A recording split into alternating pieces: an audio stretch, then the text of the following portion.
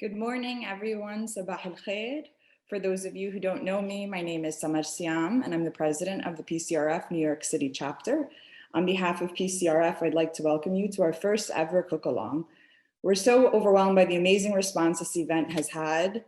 I'm so happy to see so many familiar faces, but also so many new faces. One of the great things about having a virtual event is that we're able to have so many participants joining us from all around the world. Of course, our guest of honor here today and the host of this cook-along is Chef Fadi Kattan, all the way from Bethlehem. We're so honored to have you with us here today, Chef Fadi. I'm sure so many of you are already familiar with Chef Fadi, but for those of you who aren't, he's truly an authority on modern Palestinian cuisine and has been featured in so many publications from around the world. He has a restaurant in Bethlehem called Fawda that I hope we can all dine in one day. We're so honored and excited to be cooking along with him today.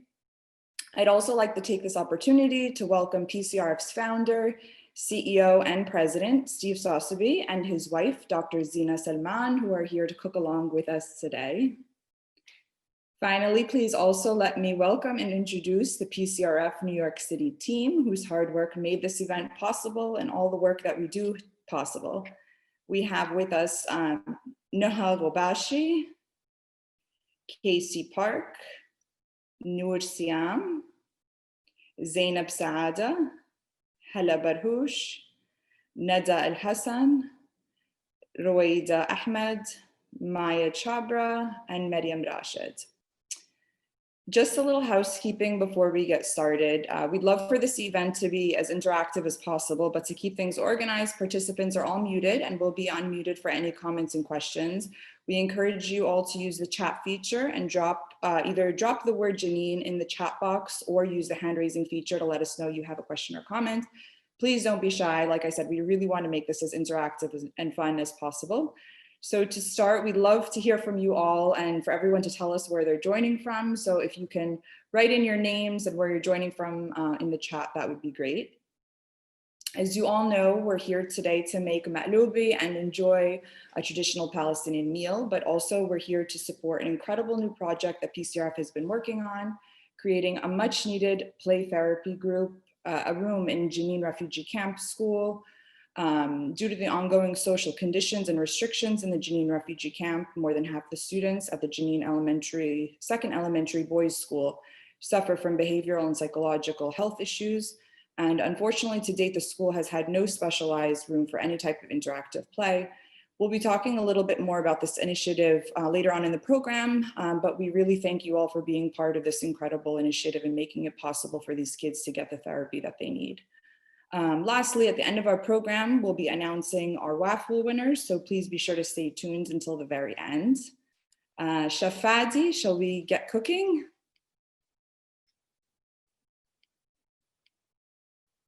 Chef Fadi, if you can just unmute yourself.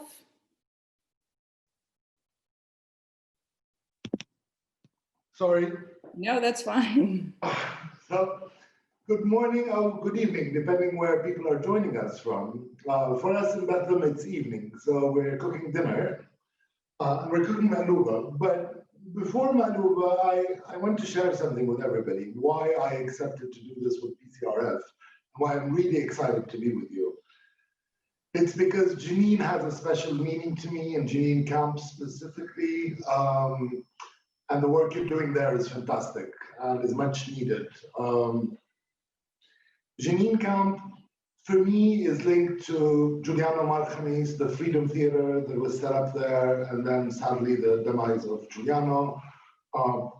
But during that period, I spent quite a bit of time there, and I saw the real struggle of people. And at the same time, the change in making it positive. And somebody were kind enough to say nice things about me.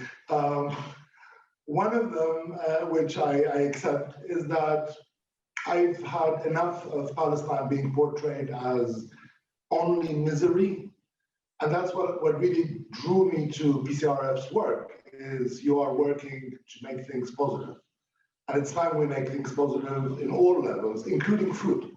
So we're cooking Makloubeh, and our ingredients are there. I think everybody got their ingredient list.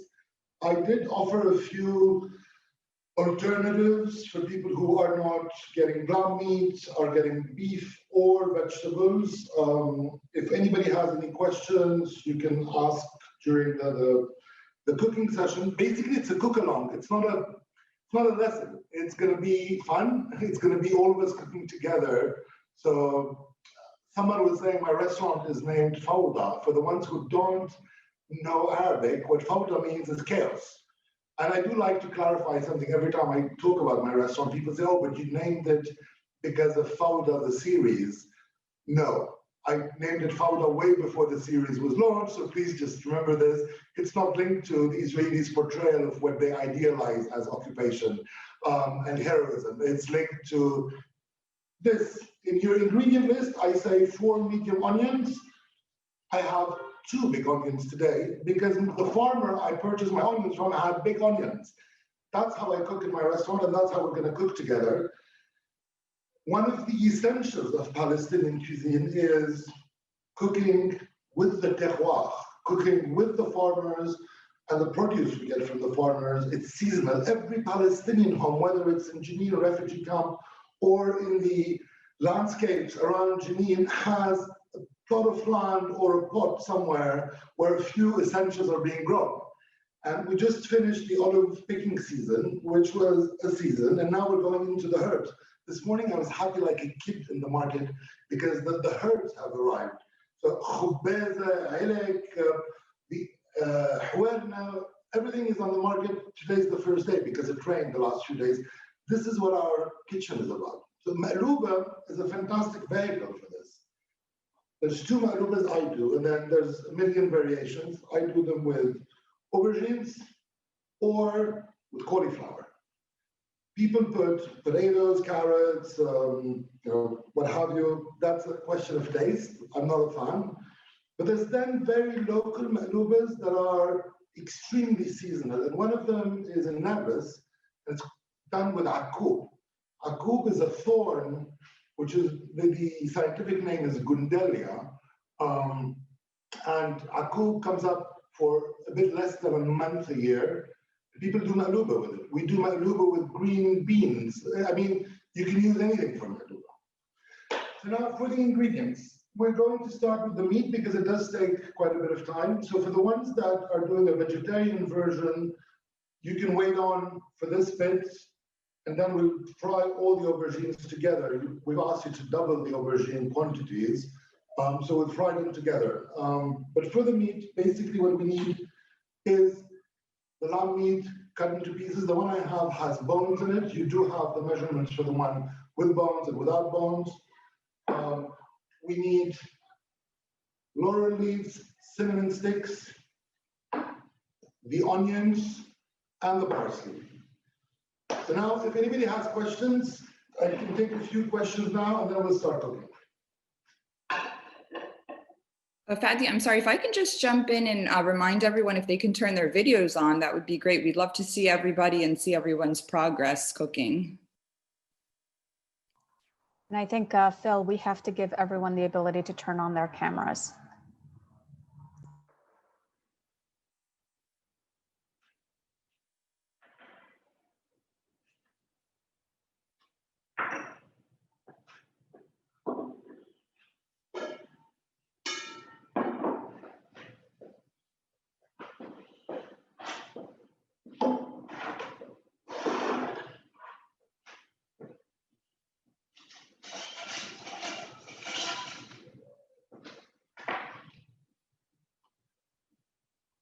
Does anybody have questions, or can we go on?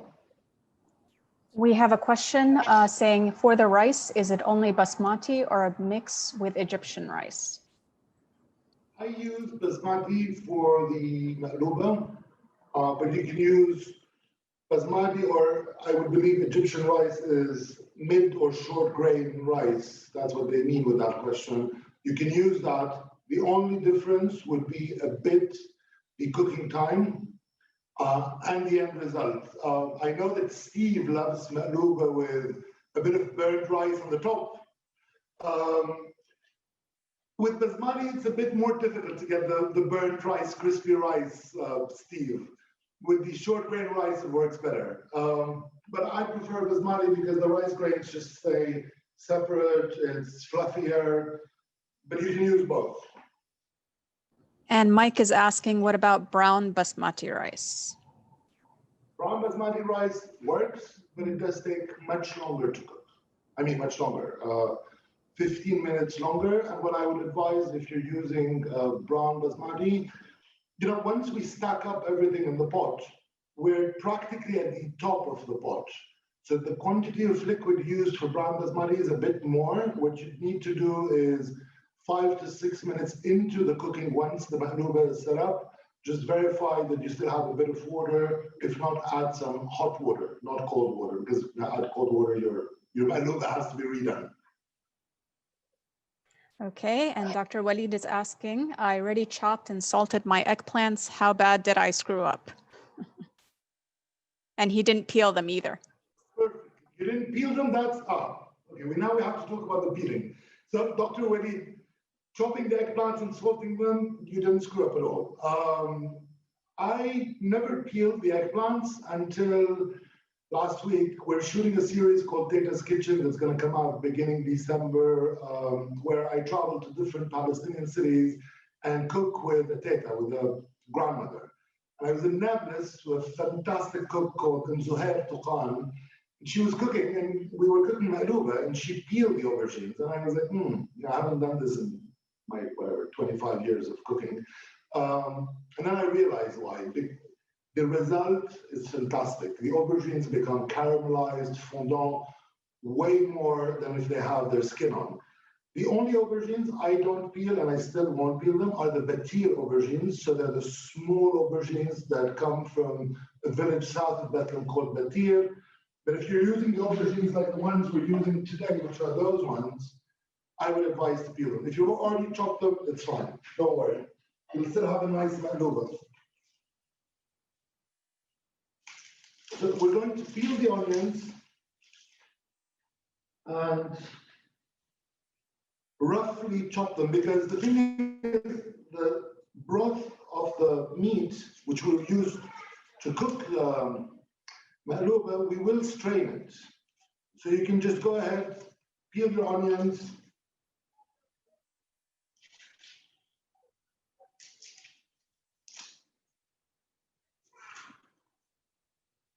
and give them a rough, cut them into 4 or 6 into your pot.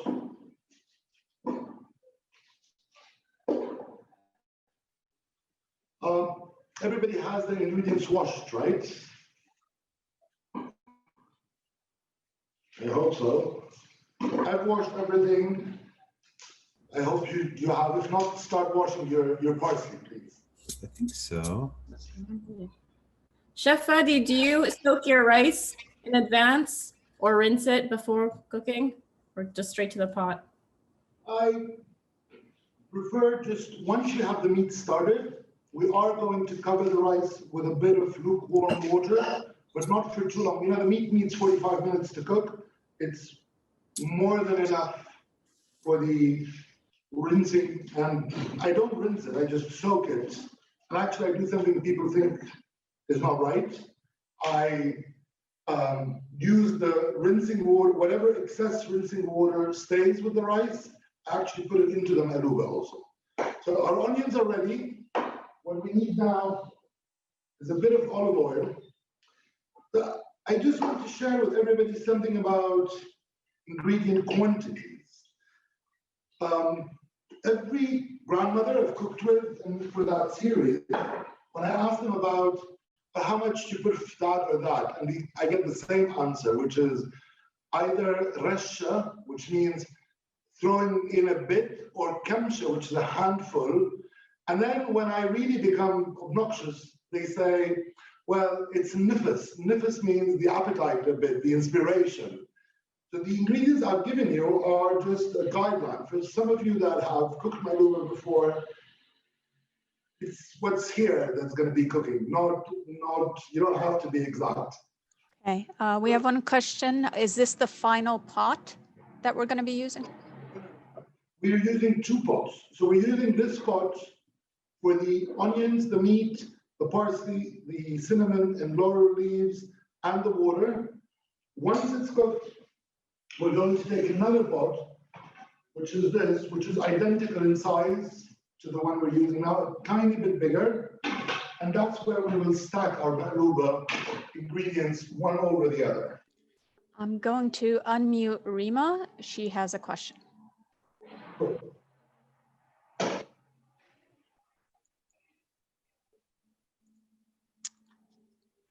Okay, I'm having trouble doing that. There we go. Rima, you're on. Oh, sorry, no, that was a mistake. But I Okay. just wanted to state that I'm really enjoying this thoroughly. Thank you very much. So we're ready?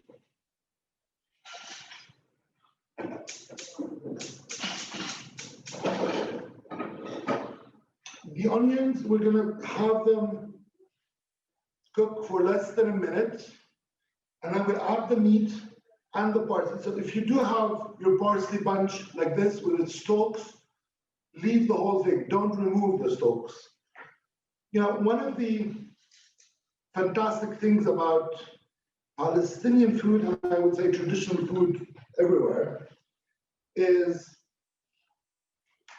they didn't wait for food waste consciousness to happen to start calling it food waste consciousness. Our grandmothers were food conscious. They wasted nothing. And whether it's with parsley, whether it's with the eggplant, when you do kusa mahshi and you core the courgettes, the inside of the courgettes is used to make another dish. It's a mafkousa. I mean, some people do arja, which is an omelette. So really everything is used. And we've come up as chefs 20 years, 30 years later and started saying, well, we need to be waste conscious. But I think all of us have mothers and grandmothers who taught us what to do in the kitchen. I get told off sometimes by some brands that create, funny cubes that are supposedly stock for not using that. But when you buy meat, you're buying meat on the bone. Use the bones. Make your stocks at home. Don't buy a ready-made thing that has chemicals in it. And that's what my grandmother used to do. A few questions have come in. Sorry. Yes. Will this be possible with only one pot of that size? I have a smaller one as well. Do you have two pots? One is smaller. Yes, that's what. Use the smaller one for the meat and onions now. Great. Because the broth we're going to have, you can add to the broth some warm water. But once you have the Makloubeh stock, the rice needs space to fluff up.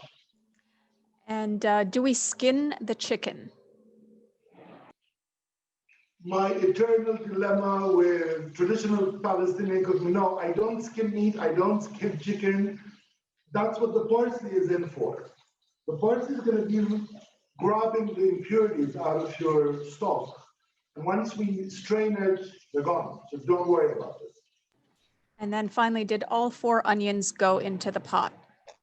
If you have 4 medium onions, they all go in the pot. If you have 2 large ones like mine, they all go in the pot also. Perfect. That's all for now.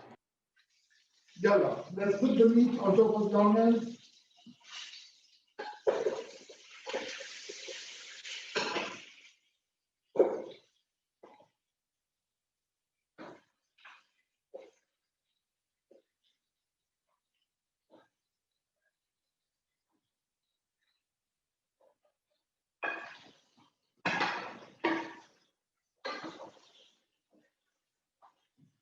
And then you take your cinnamon sticks and laurel leaves, you put them with the meat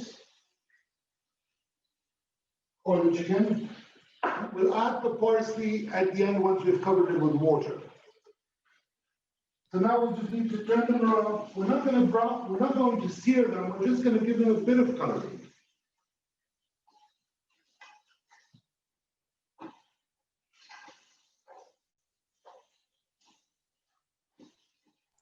And while we're waiting for that, I'm going to ask everyone to raise their hand in order for us to be able to turn on your video. So if you don't already have your camera on and you can't see yourself, please raise your hand.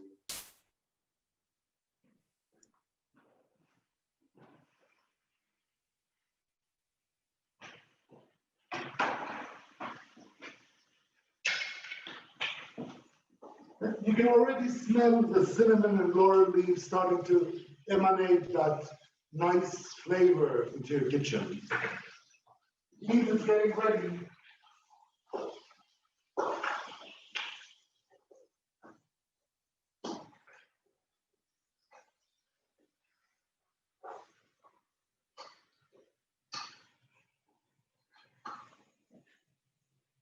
If you have a kettle in your kitchen, now is the time to boil a full kettle of water. If not, just use water that's at temperature, not from the fridge, when we're going to cover the meat with the water.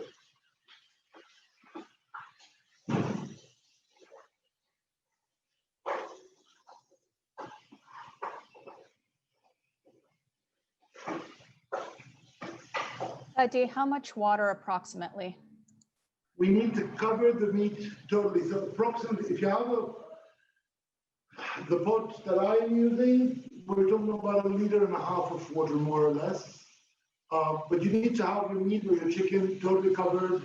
If you have 3-4 centimeters from the top of the pot that are empty, that's perfect.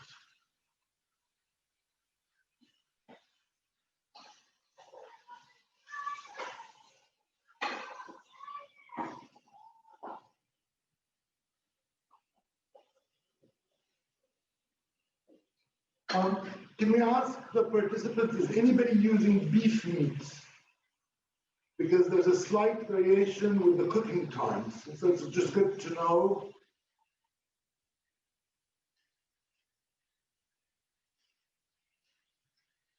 Yes, we do have some folks using beef. With beef, you need to sear it a tiny bit more. When we will put the water, just keep the beef going on for another minute, and then cover it with water and put the parsley in. And then at the end, we will remove the lamb or the chicken. For the beef, we'll need to keep it boiling for 5-6 more minutes, just to have the beef tender at the heart. Someone's asking, what heat is the meat at? We're searing it so it's full heat now. Once we put the water, it gives it a boil, we will reduce it.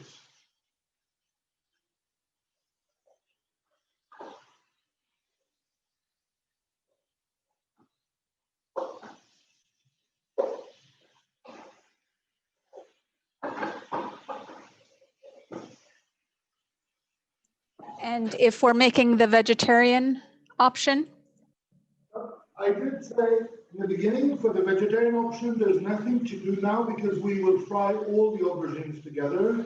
For the ones that are doing the vegetarian option, we've asked you to double the quantity of aubergines. So those will just go into the frying when we're doing the frying. The thing you can do now is you can flavor a liquid. So basically, you can fill a pot, put the cinnamon, laurel leaves, and the parsley and the onion. So do the same steps into the pot without any vegetables in it, and just have a broth that's slightly flavored that we can use for the makloubeh. If you've noticed, I haven't salted at all the meat. We will salt the broth at the end. The salt will drain a lot of the juices at this point, and we'll end up with a very dry meat. So we haven't salted anything at all.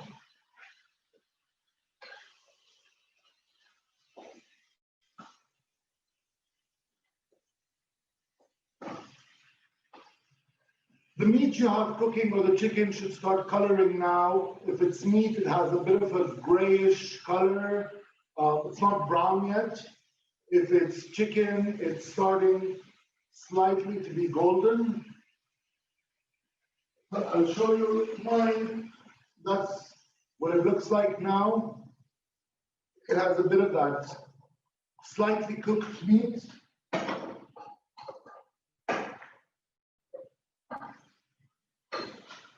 So now we're ready to add the water and the parsley.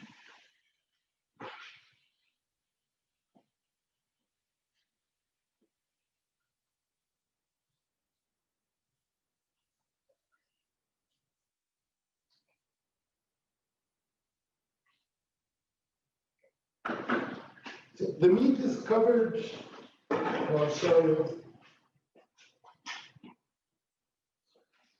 So the meat is totally covered with the water. Now you just put in your parsley, the whole bunch as it is, and you dunk it under the water.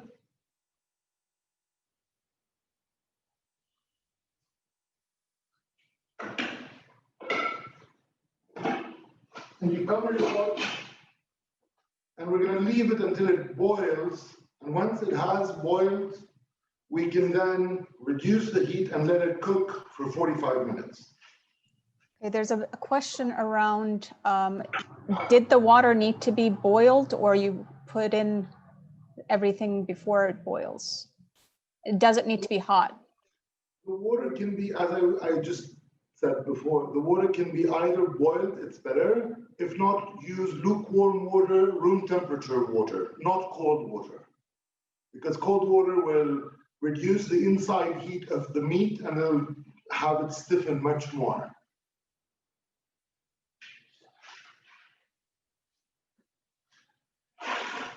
If we don't have any more questions regarding the broth, I'd like to jump in if that's okay, Chef Fadi.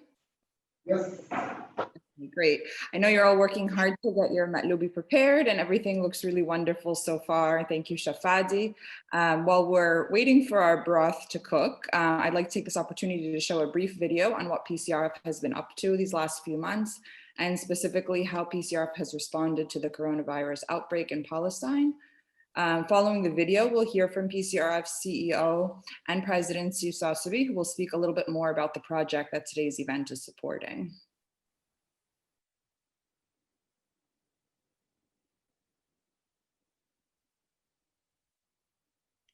Phil, if we can please get the video going. Great.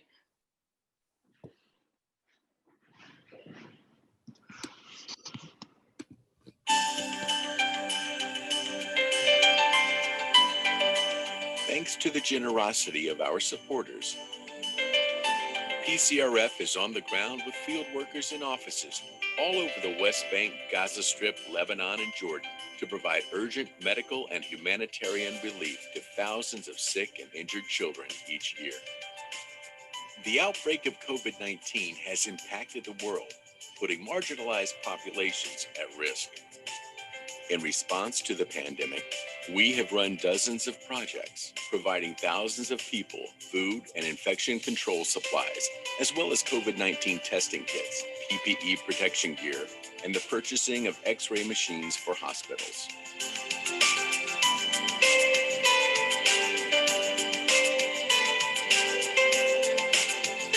PCRF continues to identify deficiencies in the public sector and maintaining large projects to improve hospital care, such as our 2 pediatric cancer departments in Gaza and Beit Jala, which continue to provide treatment to children battling cancer and blood diseases.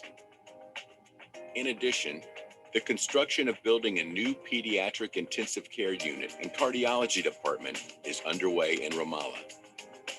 However, the need for medical and humanitarian relief is immense, and we need your support.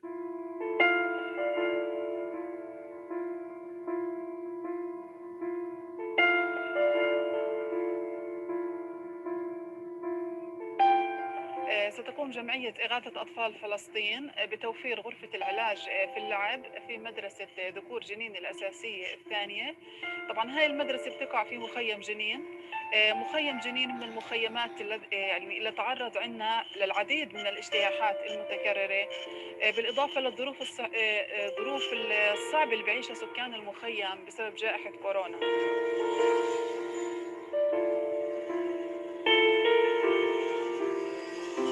أثر هذا بنسبة كبيرة على طلاب المدرسة، حيث أصبح عدد كبير منهم يعاني من المشاكل النفسية والسلوكية والتعليمية بناء على اللقاءات التي تم إجراؤها مع بعض المدرسين ومع مرشد المدرسة.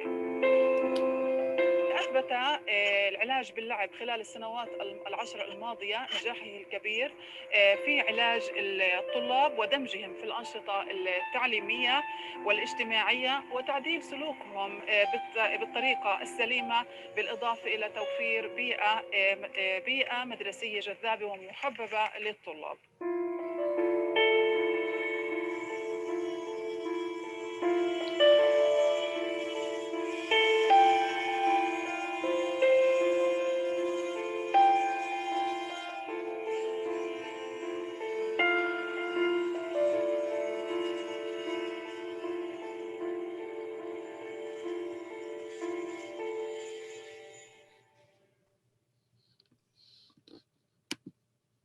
Okay.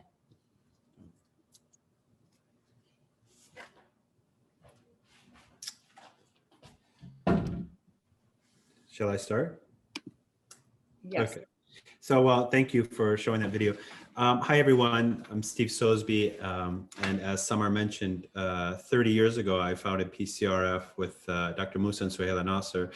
And my intention of starting the organization then to do something positive for the Palestinian people. And as Fadi mentioned when he spoke, our goal was to do something that showed the humanity and courage and dignity of the Palestinians, because that's what I saw when I first went to Palestine, the courage, the humanity, the dignity of the people there, despite the hardships of living under occupation and all of the many terrible circumstances that they have to endure every day. So this organization now is 30 years old, and I want to first of all thank Fadi Kattan, Chef Fadi, for taking the time and giving us this great cooking lesson today. It's a great lesson, not just because at the end we get to eat Makloubeh, but also because it strengthens the Palestinian culture is part of the Palestinian struggle for freedom. And that struggle, Palestinian culture, food is such a big part of that. Anybody who goes to Palestine knows that food is the key central part of the Palestinian culture, as is the land. And so therefore, this program is not just about getting to eat Makloubeh, one of my favorite dishes, but also strengthening the resistance of, let's just say, removing the Palestinians from the map. Culture is a big part of that. So thank you, Fadi, for that and for the great work you're doing on the ground there in Palestine and in Bethlehem. I want to thank our chapter as well, the New York City chapter, for putting this together and working so hard to organize it. They're all volunteers, and that's the strength of PCRF. We are a non-political, we're not a religious organization. We exist mainly by volunteers who come together and support our work, whether you're doctors like Walid Yasser out there who's cooking and peeled his onions too soon or something, who's done many missions and operated on dozens and dozens of kids in Palestine and is helping us to train local doctors there. And of course, Dr. Zina Salman here, who is a pediatric oncologist and has been volunteering both in Bethlehem, where Chef Fadi's restaurant is, and also supporting our work in Gaza and in the West Bank to build up cancer services for children. And I want to thank all of you for joining today. This is a great opportunity to both learn how to cook Makloubeh if you don't know how, and also hopefully either learn a little bit about PCRF or help support our work. As I mentioned, when we started PCRF, the idea was to help Palestinian children one by one, but now today we're helping thousands, and we're doing it under not only in Palestine, but for Palestinian refugees in Lebanon, in Syria, in Jordan, and all over the occupied territories, to have a better life, to have a better future, and to build up a sustainable health system in Palestine, where Palestinian children get treatment in Palestinian hospitals by Palestinian doctors and nurses. And that to us is our contribution to the Palestinian struggle, our contribution in a positive way that provides healing, love, and compassion to the Palestinian people. We've been working, as you saw in the video, during the COVID crisis. We've stopped bringing doctors in because of the challenges of people moving across borders, but we've refocused a lot of our resources into responding to the crisis on the ground there that this pandemic has created. And the Palestinians have to endure not only the challenges of resisting occupation and the life of trying to live lives of dignity under occupation, but also dealing with the daily struggle of the pandemic and what that means to everyone's lives there, with the closure, the economic consequences of closing the economy, and also just the medical impact that it's had. And we're building intensive care units, cardiology departments, all over the West Bank, the new emergency room that we're building in Hebron, And this project in itself, and actually I wanted to just say something, give Zina a chance to say a little bit something, because our greatest accomplishment is the 2 cancer departments we built in Palestine. One in Bethlehem, Beit Jala Hospital, in the name of my first wife, Huda Al-Masri, Ali Ramha, who died from cancer 11 years ago. And we were very honored and privileged to be able to honor her legacy as a great humanitarian by opening the first cancer department in Palestine for children in the public sector, where kids get treatment for free. And in February of 2019, we opened the second one in Gaza because a lot of those kids in Gaza couldn't get out for treatment for cancer. Imagine that you have a child who has cancer and can't leave the Gaza Strip for treatment. So we brought those services to them. And Zina was a big part of that. And I wanted to just give her a chance to say something as well. Thank you. I've been a volunteer with the Palestine Children's Relief Fund since 2015. And I've been lucky to be able to go to Palestine and live there on and off for the last 5 years, and help with the children of Palestine who have cancer. As Steve mentioned, the Bethlehem Cancer Department in Beit Jala, at the Beit Jala Hospital, is a huge source of pride, not just for PCRF, but for the Palestinian people. It's a place that people come to visit. It's sort of a place that they can show pride in the work of Palestinians, the support of Palestinians from around the world. And it's a place where you can see the healing of children. You see happy faces on children, even though they're receiving chemotherapy. We opened 2 years ago a second cancer department, as Steve mentioned, in Gaza.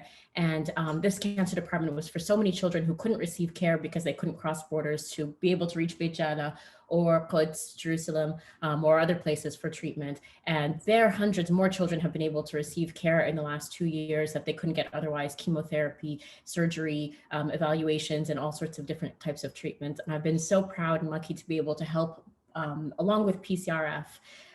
One thing that's notable is that so many people who've supported along the way have not been doctors like me. Can you turn down the stove? Yes.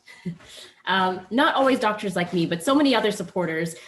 We've had people who've come in who've been physical therapists, nurses, pharmacists, medical technicians, students who've come through to learn about the culture while learning medicine and seeing the situation, how you can overcome so many challenges while helping children at the same time, but also supporters who are here in the US and are not able to travel abroad, or not, medical, for example. Just $10 sometimes is enough for, a dose of chemotherapy. So people all around the world have been able to help support children with cancer in Palestine from so far away in so many different ways. And thank you all for your support. I've been able to see it, fortunately, up close. Yeah, and these cancer departments and all of the projects that we do that you saw in the video are funded by you, funded by our chapters, funded by our volunteers, funded by people who make contributions. We don't get money from governments. We don't get money from the political organizations. We're strictly a grassroots organization, and I'm very proud of that. That shows not only how people respect and trust us, but also how much the Palestinians themselves can contribute and make such a difference in the lives of Palestinians in the occupied territories and all over the area, Lebanon and Jordan, Syria, as I mentioned. About this project in Jenin, Jenin has a special place, should have a special place in the hearts of any Palestinian and every freedom-loving person like myself, who is an honorary Palestinian. Jenin, as you all know, the Jenin refugee camp was established in the late 40s after the Nakba, in which Palestinians were driven out of 1948 Palestine. And they've been living there without any kind of return to their lands since then. And that camp has been a symbol not only of resistance, as we saw in the massacre in the early second Intifada, 2002, when dozens of Palestinians there were killed, but also in the cultural light and life of that camp, as Fadi mentioned before.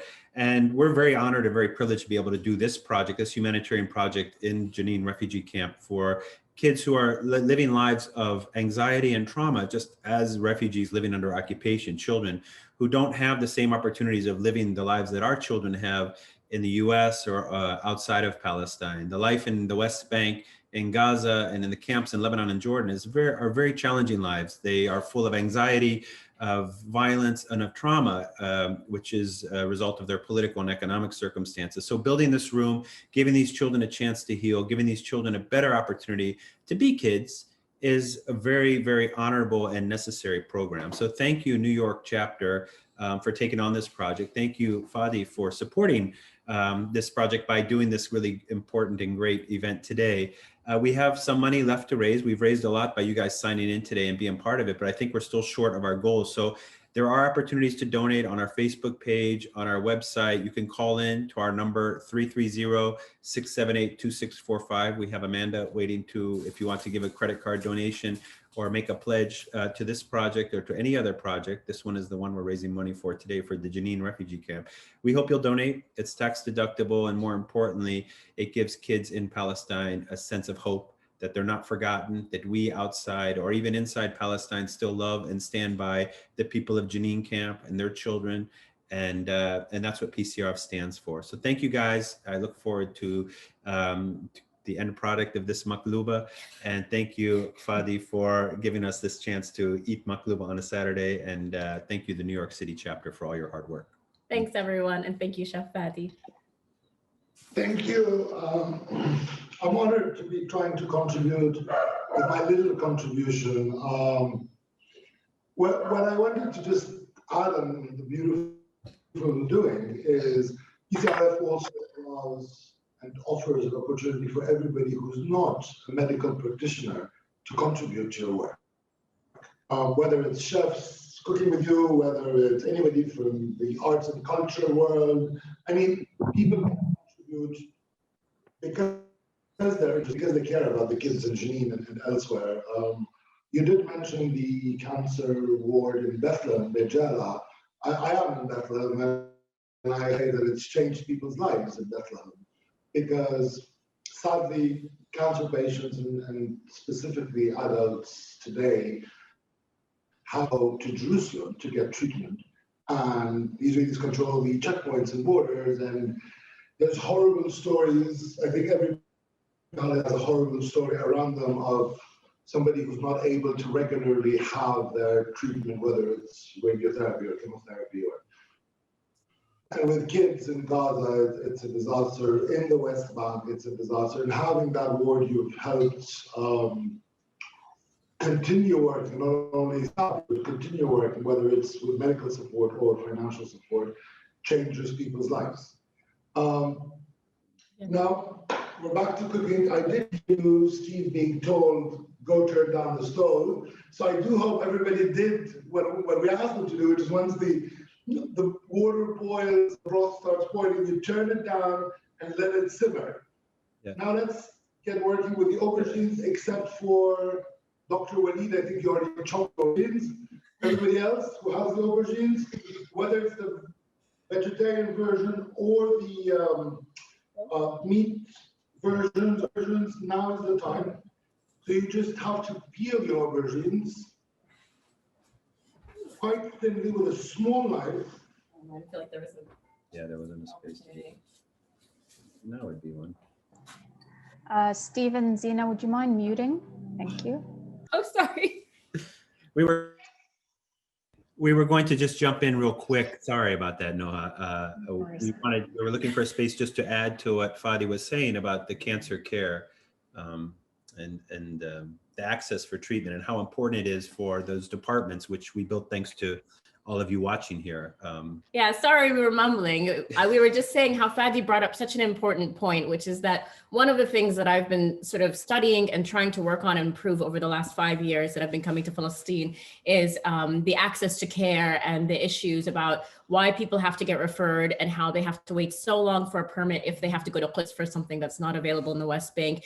And even like I've been doing sort of statistics and number crunching to figure out, okay, what do they have to be referred for? Can we pick the things that they have to leave for the most so that we can get those things available in Beit Jala, so that especially kids, because, you know, it's the PCRF serves everyone, of course, but its focus is on children. And so always looking at, okay, kids have been leaving because they need this chemotherapy drug. Well, let's fundraise and see if we can get people to, help support us buying this chemotherapy drug. And then at least there's 20 less kids this year who have to cross a checkpoint, or these 5 kids can cross 10 less times or something like that. So the point that you made is so important.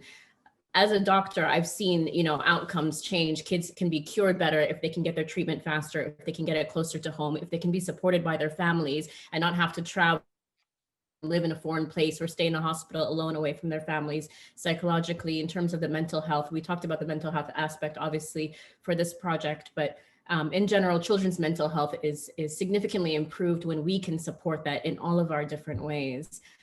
You know, and maybe Fadi, we could cook Makloubeh one day for the kids in Beit Jala together. I think. Well, with pleasure. Lucia, Steve, you'll have to come in Lucia season because that's my eternal fighter. Do we use full leaves or do we use chopped up leaves? But that's another subject for another cook up in Beit Jala for the kids. Can you answer me this question? You're saying, and the full leaves are northern Palestine, correct? And then the chopped up leaves would be central and southern Palestine? This is my understanding. And Lebanon would be full leaves as well. it's a bit more complicated. So it's full leaves in the north of Palestine, but not with rice, served as a dip with khubz, with bread. Chopped leaves, but how finely chopped depends on basically every family. And do you use dried leaves or do you use frozen leaves out of season? So one of the things we're trying to champion and with known and unknown methods of preservation is drying, dehydrating and drying vegetables and leaves in season and not buying stuff that's been technologically enhanced to be out of season. One of the things I've been working on is trying to find older preservation methods. And one that I love because we've got it back is kusaati, so old courgettes, which is basically salting and drying courgettes in season to do kusa mahshi for the rest of the year. And the first recipe worked. It will be on Tata's first episode. And I surprised an old lady who says, "Oh, but I remember my mother-in-law having used that, and I've never seen it." And I get out my pot and she used it, and it's delicious. So that'll be for another PCRF fundraiser where we'll do the preservation thing. You have your aubergine peels, cut them in half, and then into 4. You have at the end is this, basically 4 large chunks.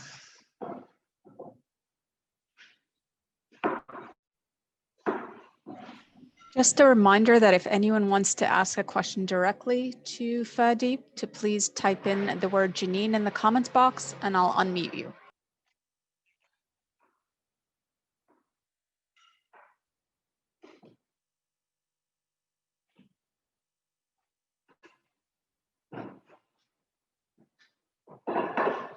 If your aubergines are ready, just spread them out in a pot or on your working table and salt them a bit. The salt I use is Dead Sea salt that's produced by a Palestinian family that have been on the shores of the Dead Sea since before 1967, the Hayat family, and they've managed to preserve their salt exploitation.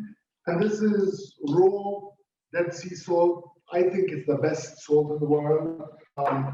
I don't have shares in the company, so I'm not promoting the produce. Just salt them and start heating your vegetable oil. So for the vegetable oil, you need a large pan like this. Put half vegetable oil and heat it well on high fire, on high heat.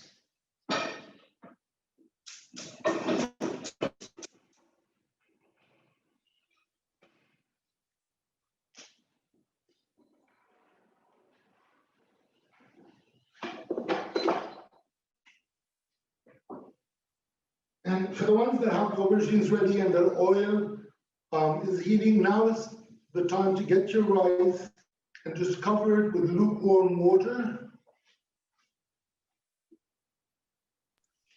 We have a question. It says, we have sea salt, but no grinder. Is that okay? Of course it's okay. The salt is just at the aubergines to release a bit of their excess water and for them to be a bit crispier. So whether you have whole sea salt or sea salt with a grinder, just salt them a tiny bit. And you can see on Zoom you can't see it really, but what happens to your aubergines, they start being shiny on the surface, and that's the excess water that's being sucked in by these holes.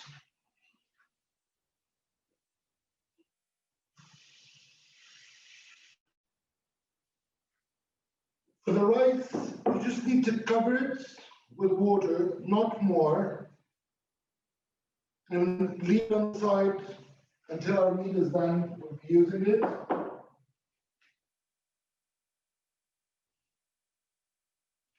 Okay, we have sorry, please go ahead. Go ahead. We have a question from Sarah. And Yes, she'll get. hi. Thank you, Noha. Can you hear me okay? Hi, Fadi. Thank you so much for joining us today and your support to PCRF. From a previous conversation with you, you mentioned that you prefer to choose just one vegetable when making makloubeh rather than a number of vegetables like eggplant and potatoes and carrots and so on. So what's your recommendation on that, and why do you prefer to go that route rather than a mix of vegetables? Why I don't like a mix of vegetables is because the two main vegetables used to do makloubeh, which are cauliflower and eggplants, I think when they're together in the pot, they cancel a bit the flavor of the other. Eggplant has a very subtle taste. Cauliflower is much more structured and present as a taste. When they're mixed together, it tends to kill off the eggplant caramelized flavor. With other vegetables, I'm not a fan of potatoes and rice together. 2 carbohydrates in the same pot is a bit too much. And carrots, I'm going to be very nasty about provenance, but carrots are not Palestinian. Makloubeh is. I prefer really using things that are from here, from the terroir. Now, if I were on the other side of the world, most probably I'd be using something else. But the dishes come from and are inscribed in their terroir, and I think that's the produce we need to use. Because, as a chef, I don't exist without the farmers, artisans, the butchers, the bakers. They're the ones that offer us fantastic produce, and we just transform it slightly. So I think it's very important to be using the local produce and championing them a bit. The oil should be ready. One question about the aubergines. So cut the aubergines widthwise once and lengthwise 4 times. Widthwise once, and then widthwise twice, so you end up with 8 bits of aubergine. 8 bits that look like this. Should I get it closer to you?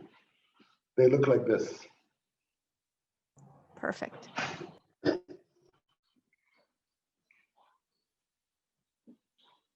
Your oil is hot. You place the aubergines.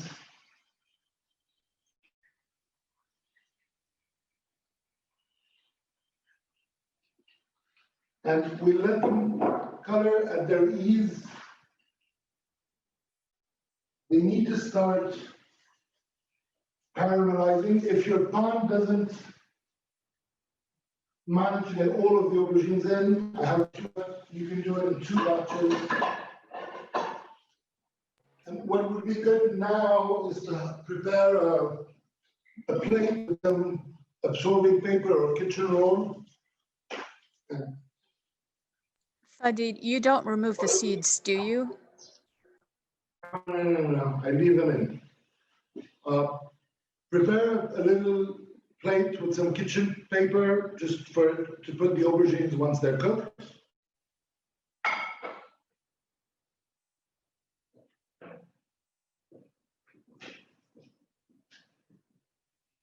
Is everybody getting their aubergines done? Are there any questions? We actually have Steve. Steve, you want to come on? Yeah, I'm interested, Fadi, and this isn't really related to specifically the cooking process, but in general, could you give us some background about the dish of Makloubeh, the history or the origins, so I find that really fascinating. I know it's probably Syrian and Lebanese and Palestinian, but can you shed more light on that if you know? And I'm just fascinated by that. What I know is it was cooked for a foreign ruler under Ottoman rule, and he didn't really know what the name of the dish was, but was quite impressed and liked it. So when he came back to Palestine, to northern Palestine, he said, could I have that dish which you cooked last time? And people were like, what are you talking about?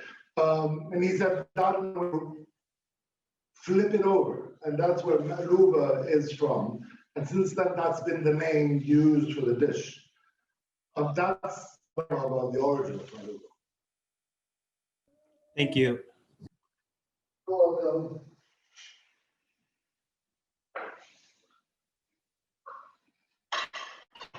If you have the right quantity of oil in your pan right now, the aubergines are starting to get soft on the side where they're cooking. We need to flip them over a bit, but we're not going to brown them now. We're just going to cook all sides, and then we'll give them another flip to brown. So just give them a third of a turn.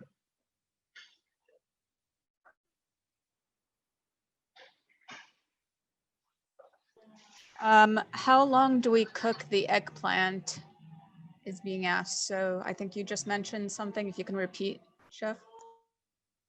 So basically, one side of the eggplant right now is orphaned. We give them a third of a flip. We cook the second side, and then we'll flip them a third time to cook the three sides even. It'll take 3-4 minutes.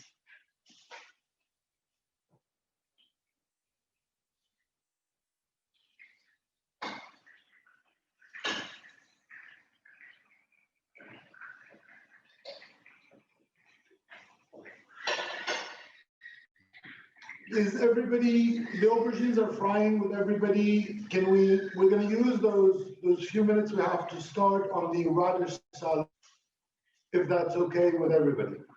Okay, just one question coming in. Should we add more oil? I guess if, no. No. If you don't have oil left, and if the aubergines have sucked in all of the oil, what you do is you just need to go on flipping the aubergines and to caramelize. Don't let them burn, but it's fine to go on cooking it like this.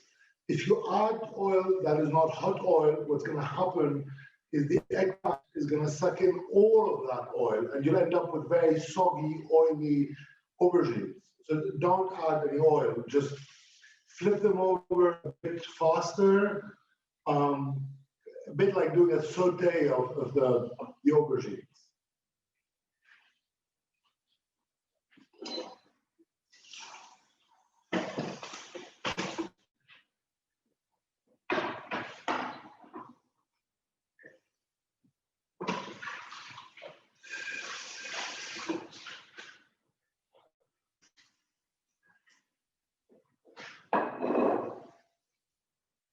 So for the radish salad, it's an easy one, tasty. You have your full radishes with the leaves. And what you do is you chop the top of the radish, you keep the leaves, and then you chop off the bottom to remove the roots, if there's a root. Someone's asking, I'm sorry. Someone's asking 3 minutes total for the aubergines, or for each side 3 minutes? It's 2 to 3 minutes per side. Again, it really depends on the type of aubergines you have. So if you have the same that I'm using, the larger round ones, 2 to 3 minutes per side. Basically, what you need to visualize is, and I'll show you once we're done, you need to have your aubergines not only softly on the sides, but then started nicely browning. So we go around, we flip them once to get them cooked, and then we flip them again to get to the total of each side is 2 to 3 minutes, both flips. Am I being clear?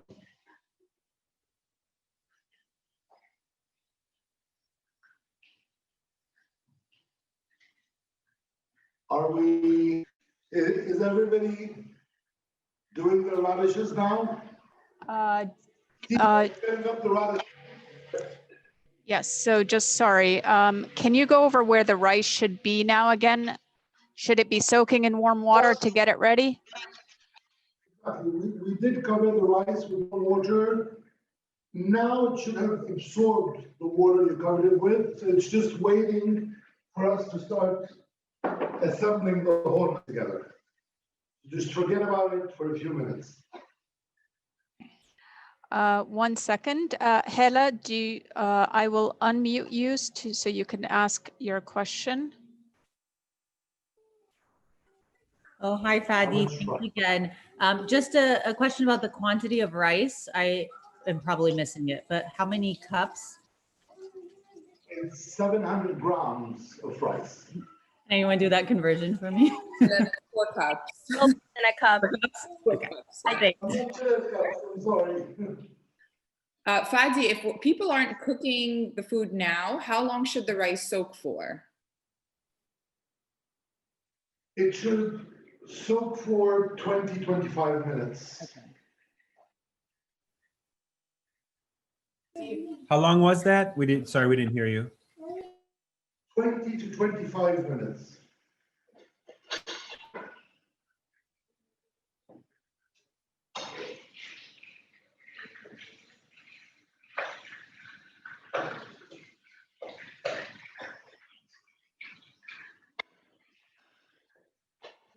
If people are cooking now, your aubergines should start getting golden now. We need another minute or two and we can start removing them.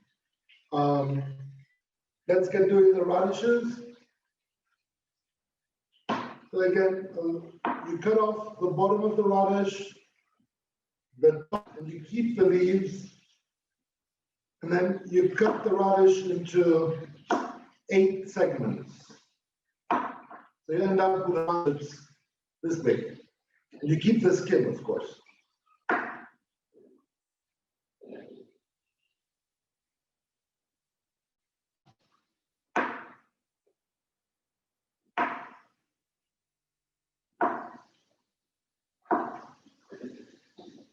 If smaller radishes, you can stop at 4 segments.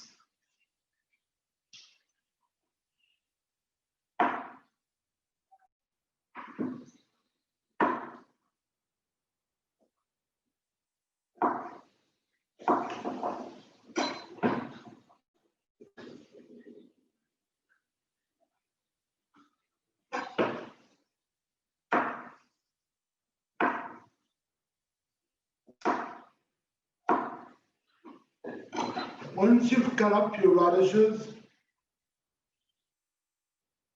you'll have the tops with a tiny bit of the left, the physical top of the actual radish. So just get rid of that bit and leave the stalks and leaves together.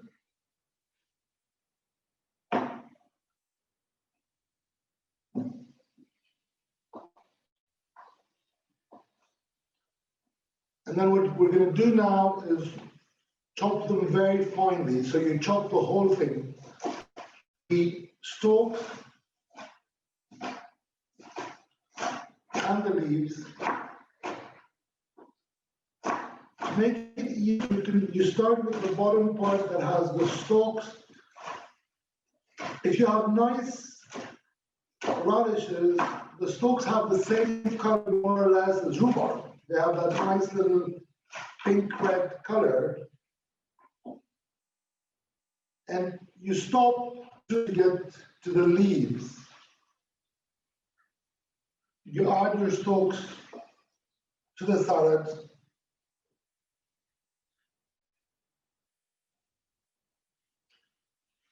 And then with the leaves, what we do is the leaves, you roll them over.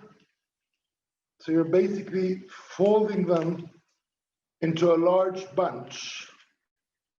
You have to press them well. And we're going to go lengthwise and chop them finely.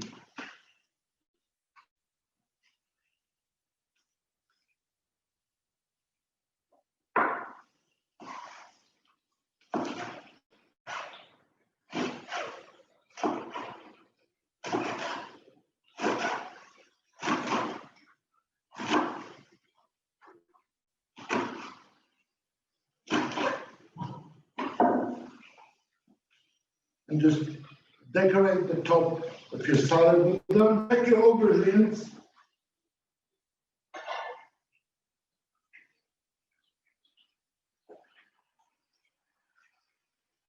They should be ready now. They're slightly golden. You can start removing them.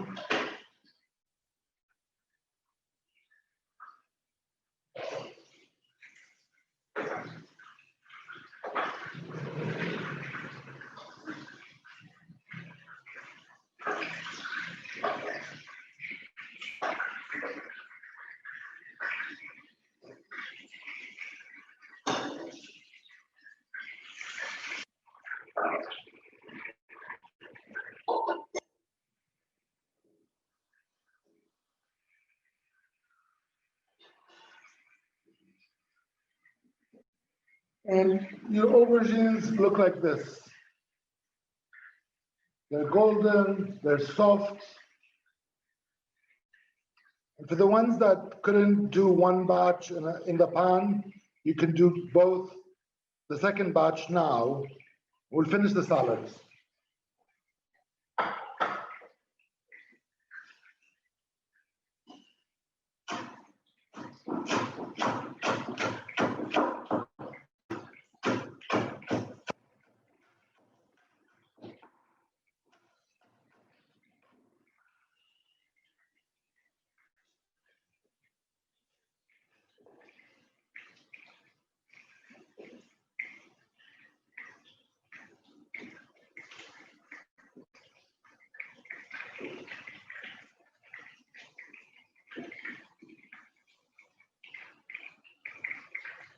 So if you've chopped your radishes and the leaves, the stalks, you have something that looks like this. You can keep it on the side. We'll add the dressing at the end, because if not, it will wilt before you eat.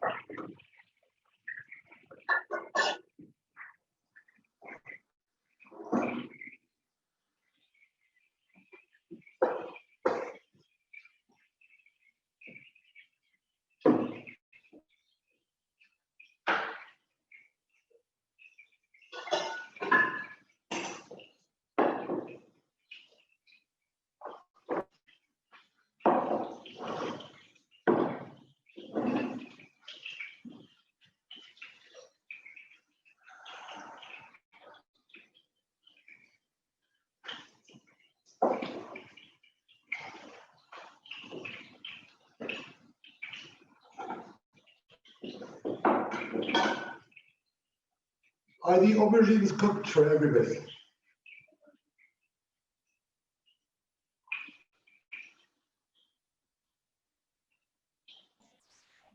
Yes, it's some folks are, oh, not yet. Somebody's on the second batch.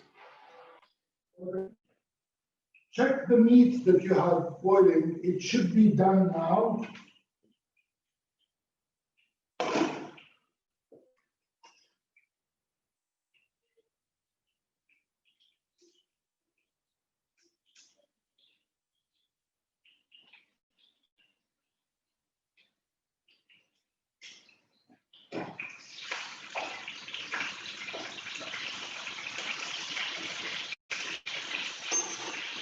So for the ones that I've done with the aubergines, we can start stacking the Makloubeh.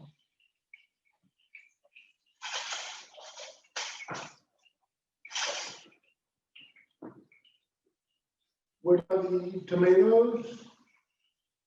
And you just cut the tomatoes into slices and layer your pan with them.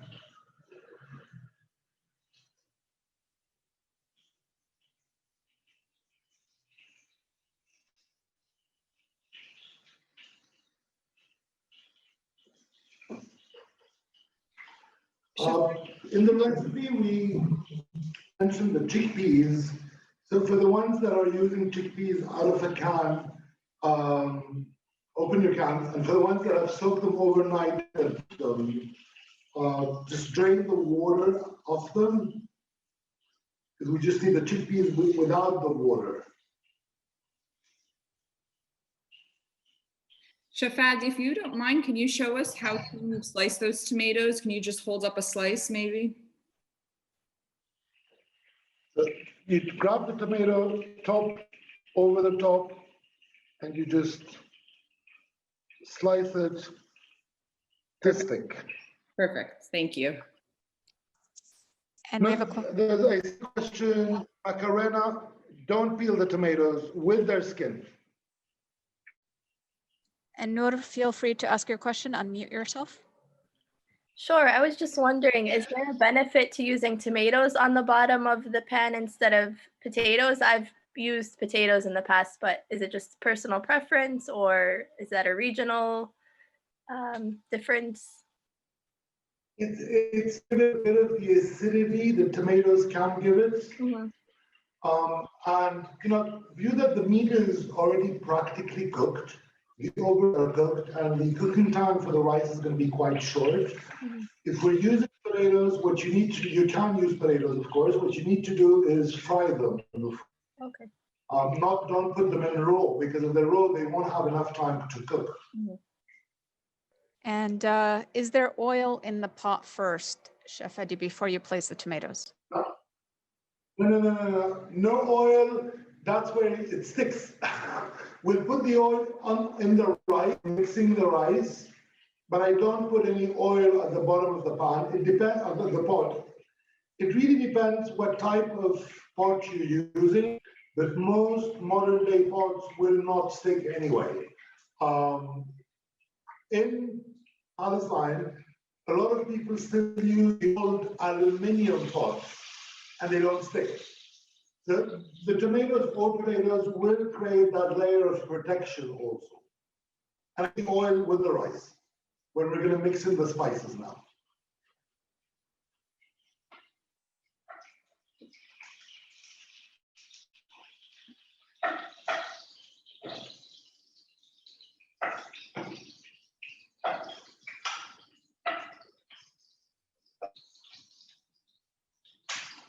So I have a question that I'm borrowing from somebody else. Is there any special dish that's unique to Bethlehem and that we won't see in Gaza or Nablus? There's quite a few.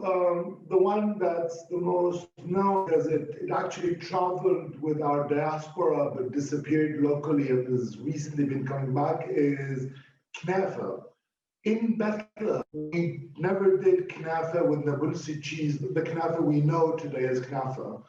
What knafa looked like in Bethlehem was long vermicelli, then steamed, and you added on top of them a sweet syrup, sugar syrup, walnuts, and cinnamon. And that has gone in the early 1900s with the Bethlehemites to Latin America, a lot to Chile. Practically disappeared here.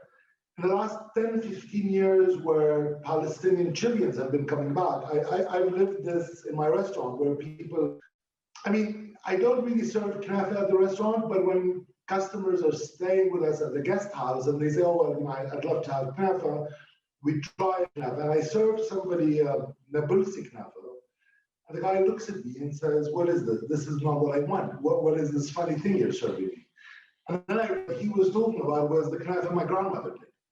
So that's a very Bethlehemite dish. Then there are variations of certain dishes which you will find under different names because they're linked to different feasts, for example. In Nablus, they do a sweet called ashura, which is cooked wheat. In Bethlehem, we do the same, but we call it burbara because it's done in celebration of Saint Barbara, beginning December. And then the Bethlehem traditional dish is vine leaves and courgettes, which is a bit the Sunday dish of most Bethlehem families. Fadi, I saw on your Instagram you were eating a kanafa sandwich. My experience is I've never seen that in Palestine, but I saw it with Palestinians in Lebanon. In Nablus, there's a dynamic of the city, the village, and the camp, which is quite funny in Palestine. And I meant to eat it in a sandwich because the old Nabulsi families make fun of people eating the knafa in a sandwich, and they say that's what the fallahin of the villages do. So as I was coming from, and I am proud of our fallahi heritage in Palestine, I had it in a sandwich. Between us, it's the Lebanese who do it more, and for the ones who drink, it's the best cure for hangover. So basically, all right. Let's. 1 second, just really quickly. The temperature of the pot with the tomatoes, is it a cold pot or what? Cold. We're starting cold now. Okay. And someone's asking, what do we do with the rice? So we're going to mix the rice now. First, we put the tomatoes in at the bottom. We're going to put the meat in, and we'll be doing that right now. So you have your broth with the meat in it, or the chicken.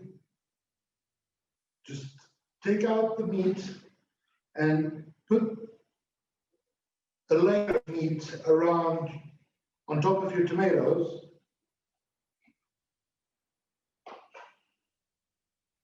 Try and not get the garnish, the parsley, the onions on the meat.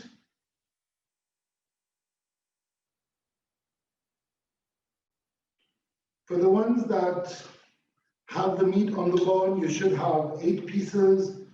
For the ones that have the beef, or the meat without a bone, it's 9 to 10 pieces. So it should give you a nice layer of meat on top of your tomatoes.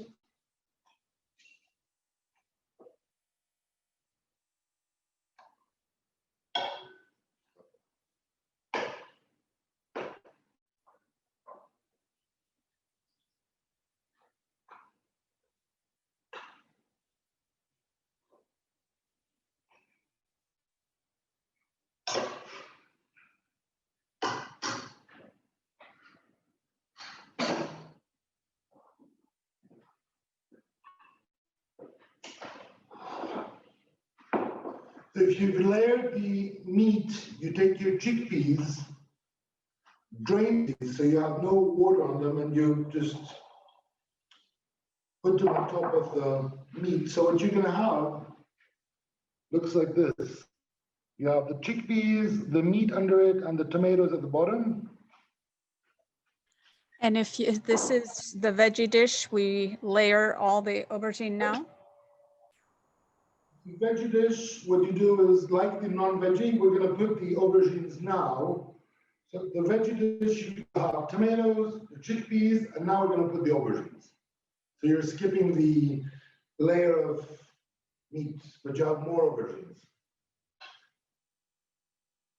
And now you distribute your aubergine slivers. I'm sorry, Fadi, did you remove the excess oil on the aubergines? I might have missed that part.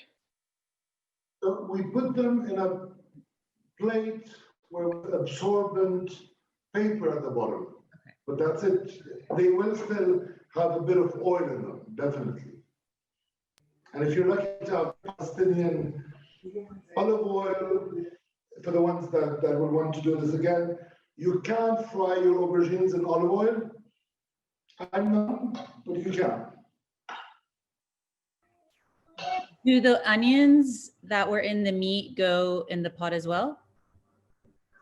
They stay in the stock. We're going to strain everything. So you leave in the pot that has the stock. What you have left now is the stock inside, onions, cinnamon, laurel leaves, and the parsley. They're still in that other pot.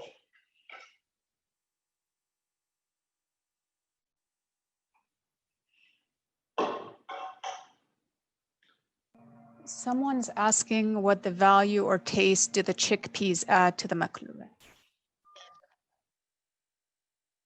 They add the taste, but what they also add is this combination of textures. So you'll end up having very soft aubergines. The meat is very soft.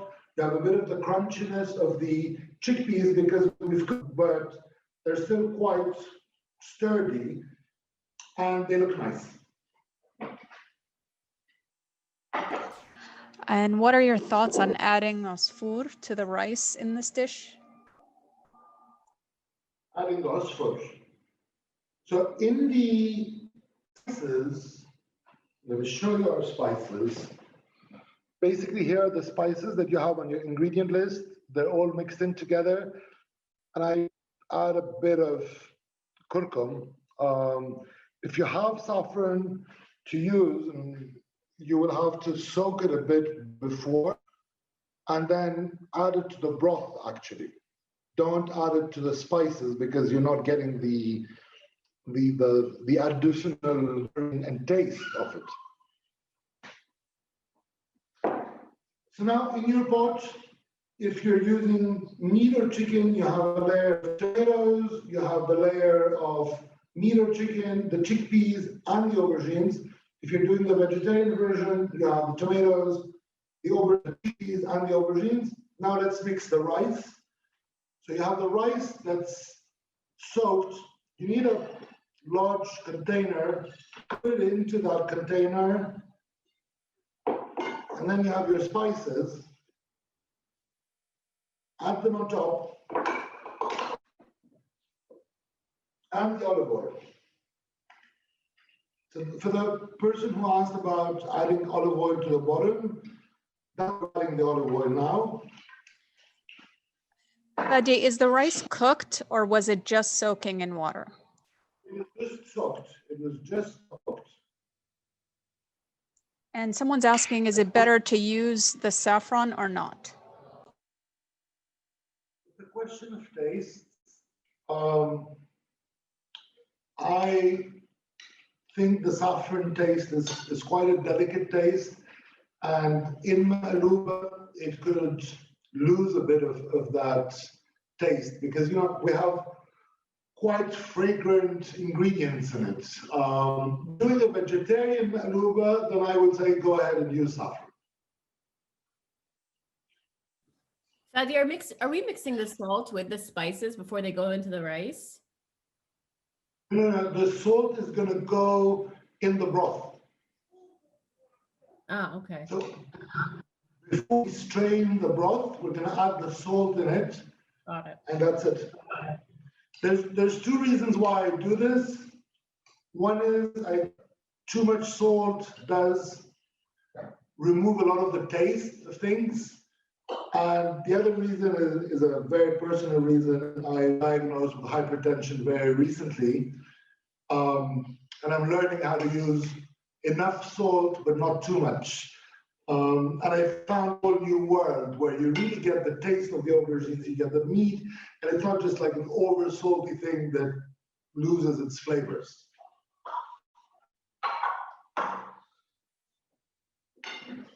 So your rice is mixed. It looks a bit like this now. It's slightly browny, allspice from the cinnamon. It has the oil. And if you've noticed, I had a tiny bit of water left, the rice from the soaking. I didn't remove it.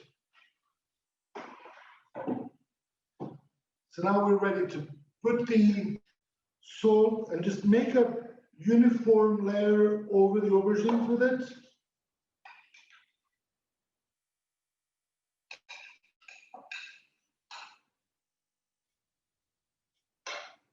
Don't stack it. Don't push it down with your spoon.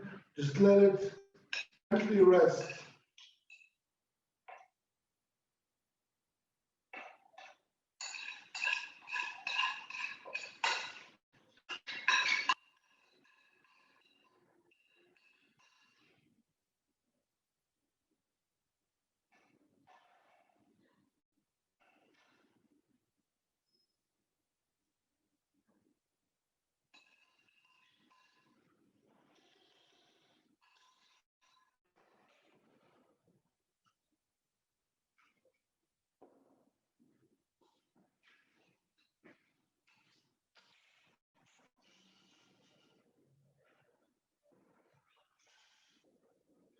Now you have the broth. We salt the broth. The salt in your list of ingredients goes into the broth. And this is where you need a tiny bit of your kitchen skills. If the quantity of broth you evaluate will cover the rice, then it's fine. If not, that's where you add the water now. Have a bit more liquid to cover the rice. And for vegetarian who didn't have broth?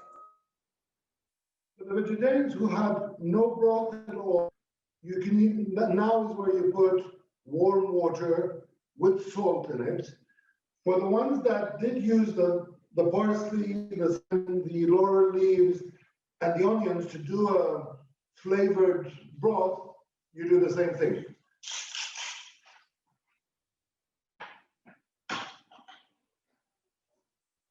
Just mix in the salt quite well.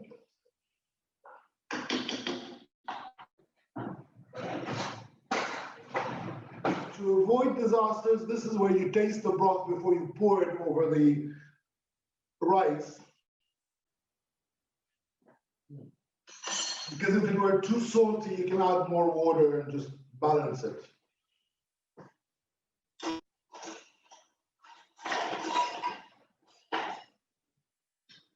Now, with a strainer or a sieve, you just pass the broth into it. So we want nothing of the aromatics to go into the actual one.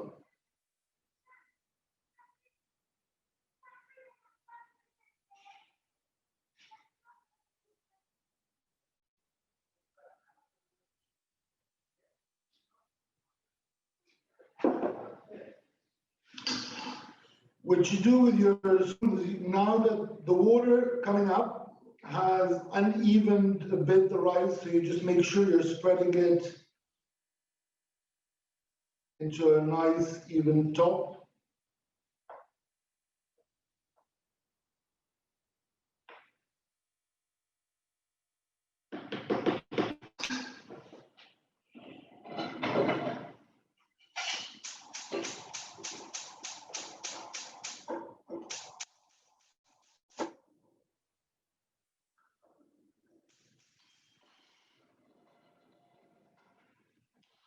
Are your makloubehs ready?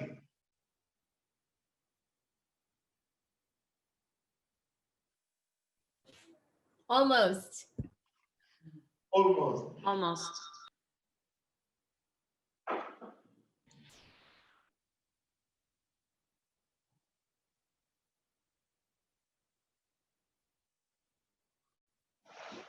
Someone, Demir is asking, sorry, how much oil went into the rice?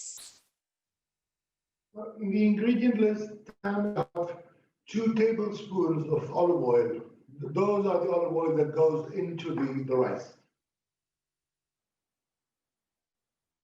So basically, visually, once you've mixed the olive oil with the spices, with the rice, they're just shining, the grains are shining, they're not soaking in oil.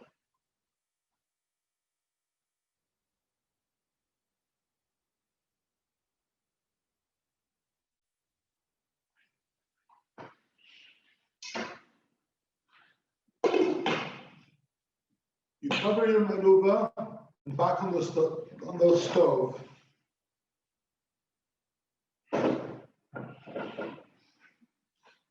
On high heat until the water starts boiling, and then you reduce it to low heat.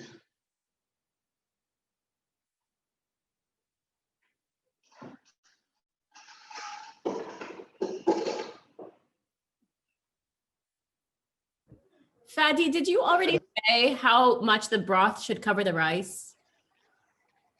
It should just cover the rice, yes.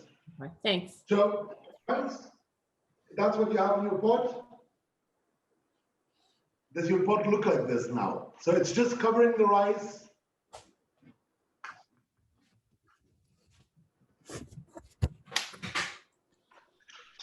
Beautiful. You got it just right. And we have a question. Are we supposed to add garlic at some point? No, I don't put garlic in makloubeh. For the ones that like having garlic, bad news, it's a bit too late. But I would say for the ones who like using garlic, because if you notice in the ingredients, the yogurt we're doing on this is going to be yogurt with garlic. But for the ones who like garlic, what you do is once you've put the tomato layer, you can put 3 garlic cloves there at the bottom. All right, and Demir's asking, so after mixing the rice with the oil, spices, etc., we strain it, then put it in, then add the broth? No, we don't strain it. We put it in with the liquid that's with it, because you should have very tiny liquid left with the rice. What you strain is the stock.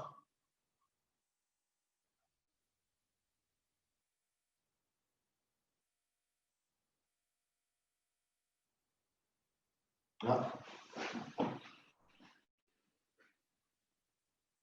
So now it's on high heat, it's covered, and once it boils, Exactly. we turn to low heat. Exactly.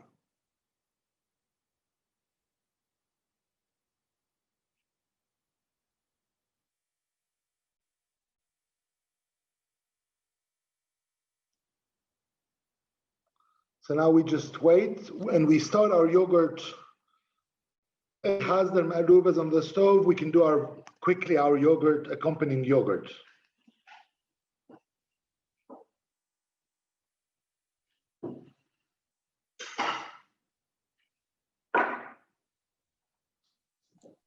We have a question from Samia.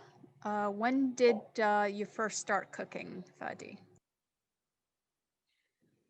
When did I first start cooking? 40 years ago, when I was 2 years old in my grandma's kitchen. I fell in love with cooking. And I'm not going to say I still cook in my mother's, because I think she thinks I use too many pots and tends to throw me out of the kitchen when I try and cook in her kitchen. And professionally, I started 20 years ago in Paris. I worked in Paris and moved back to Palestine, and did something very different, worked in a very different field, and came back to cooking 5 years ago.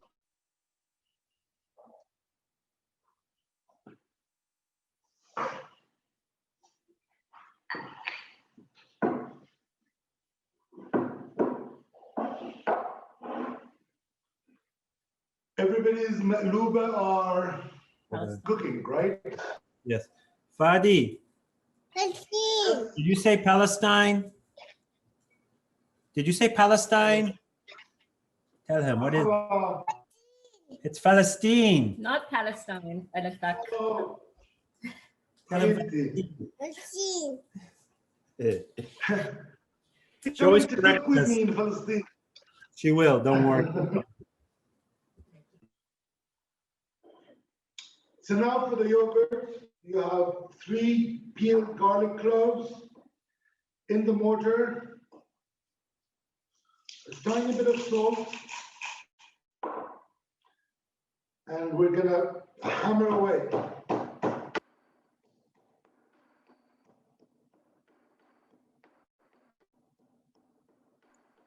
If someone doesn't have that tool, Fadi, what can they use?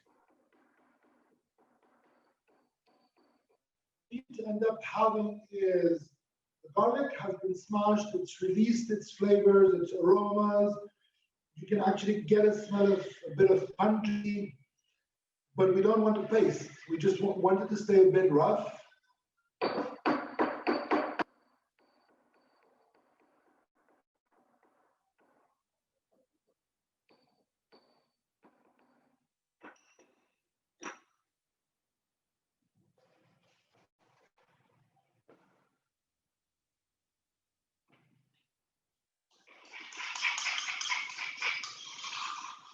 And now you take into your yogurt,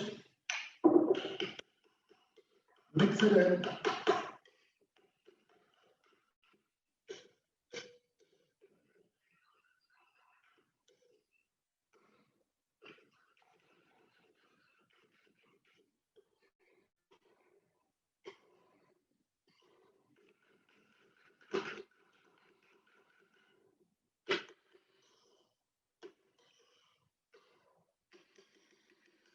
And for now, just reserve it in the fridge. What you have is the dried mint, which you'll just sprinkle up once it's done.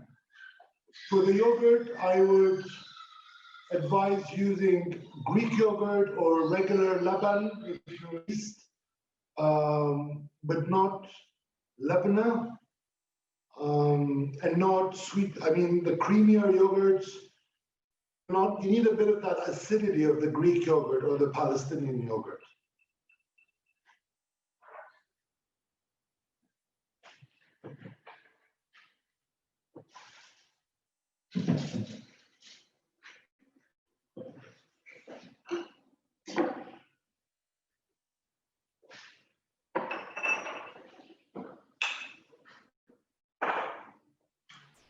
Fadi, someone's asking, when does the mint go in? The mint goes on top just before. So now the garlic is with the yogurt, the garlic and salt are with the yogurt, they're in the fridge.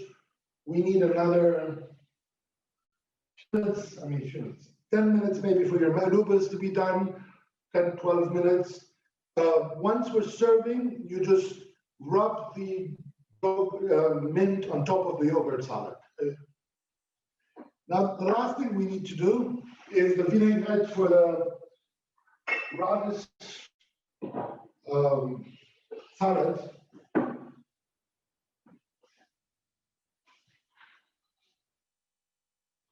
And that's basic. You have the juice of 2 lemons,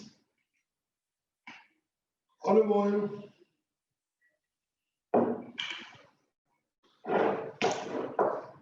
and sumac.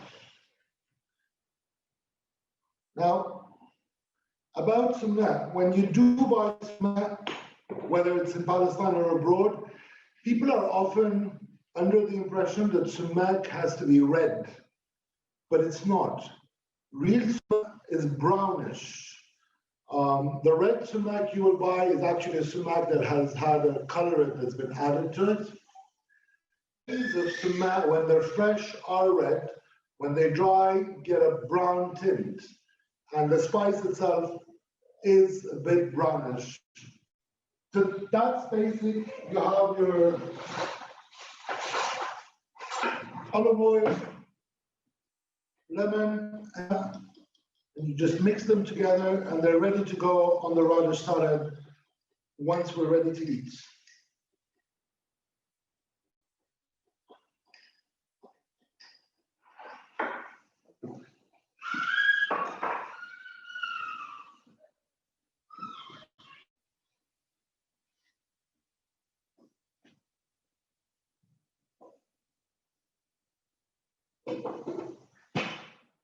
How are your makloubehs doing? Are they starting to bubble?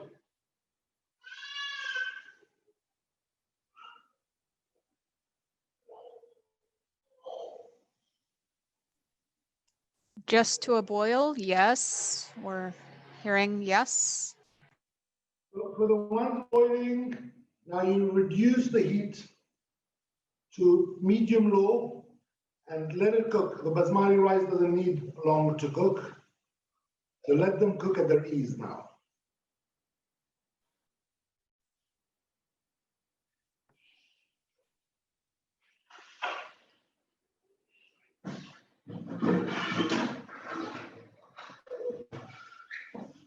I hope you all have a large tray for your Makloubeh flipping. This size.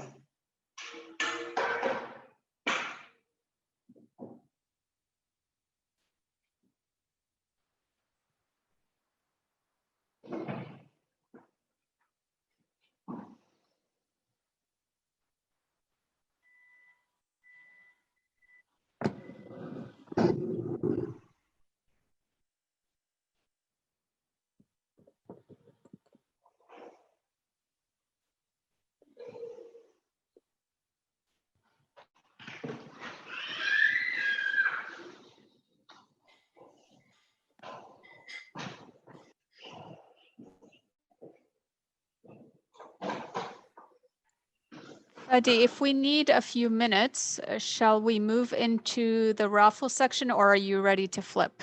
What would you like to do? Let's take a few minutes so that everybody's Makloubeh is done and we'll all flip together, I think. Fantastic. All right.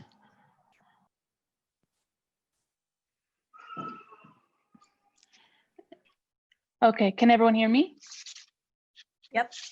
Okay, great. Hi, everyone. My name is Zainab Saada. I'm a volunteer with PCRF NYC chapter. Thank you all so much for being here and for your generosity.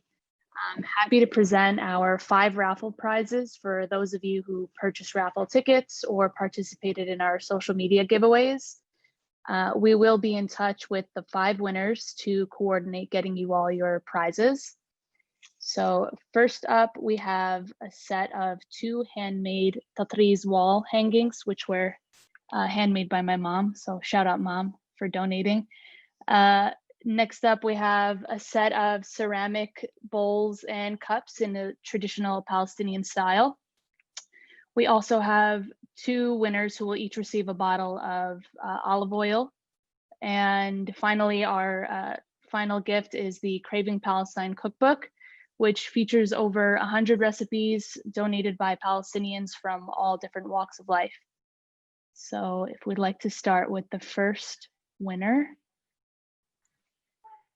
Phil, were you just going to show the slide of the raffle items, or should I go straight into the picking?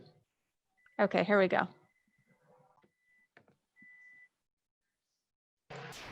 Zainab, take us quickly through it again. Oh yes, so I think top left and top middle are the bowls and the mugs. Bottom left is the olive oil, and top right would be the image of the Craving Palestine cookbook, and the bottom right is the tatriz wall hanging.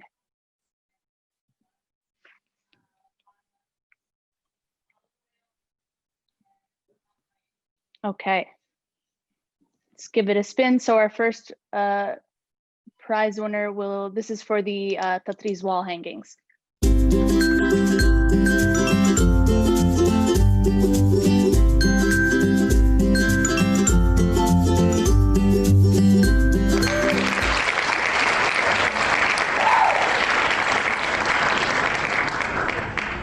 Okay, so our first winner is Kaz. And next up, this is for our ceramic bowls and cups.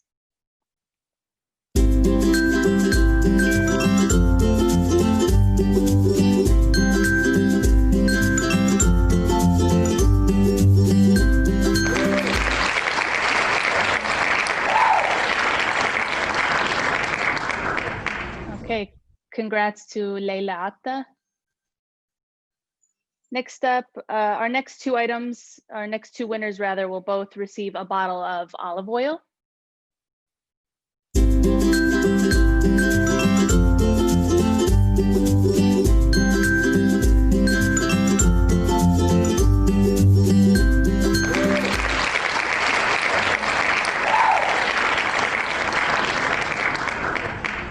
Okay, olive oil winner number 1, Mobarhouj.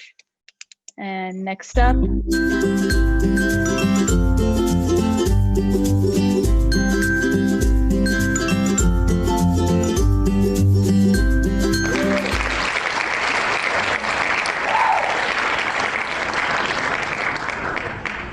okay, congrats to Manad Ramadan.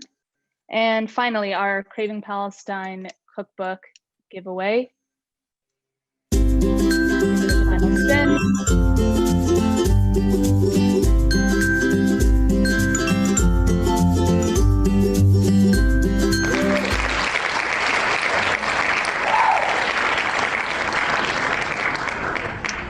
Okay, congrats to Faisal, and we'll be in touch with all of the winners so that we can get you all your prizes. Congrats, everyone. Okay, excellent. Back to Fadi, we have a few questions coming in. How long do we cook the rice, chicken, etc.? 12 to 15 minutes on low, once we've lowered the heat, so until the water has been absorbed and the rice is fluffy. We should be ready in a couple of minutes.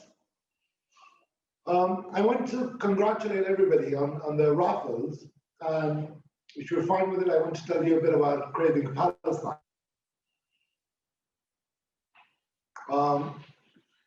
So Craving Palestine is a book that I think is long overdue in Palestinian cuisine. I'm happy to have co-curated the book, but the real work has been done by 100 contributors of all walks of life. So you have a variety of Palestinians, both in the diaspora and in Palestine, in Gaza, Jerusalem, and Nazareth, and I mean, all over the place, and wherever they are across the world. And it makes a difference because we as Palestinians are going through a tough time with our cuisine. It's being stolen. It's being called Iranian, Levantine, or Israeli. And each one of you today is cooking Makloubeh. A lot of you are Palestinian, and some of you, like Steve, or I see Michelle Bao somewhere there also cooking, that they're both adoptive Palestinians. They've been adopted in Palestine. Our cuisine is a lot about community, is a lot about the link to the land, is a lot about the history of families. A lot of you that are in diaspora, some were not taught Arabic by their parents, but were taught how to cook Palestinian. And that's where I think Craving Palestine came in, to give voices to all these people that are not chefs. You know, the best thing about our cuisine is that it was never only a chef's cuisine. It was actually a house cuisine, a home cuisine. It's the real guardians of our kitchen are the women of Palestine. They're the ones that preserved our kitchen, that developed it, that shared it and transmitted it to generations. And I think that's fantastic. Are you, Makloubeh's ready? Are we ready to flip?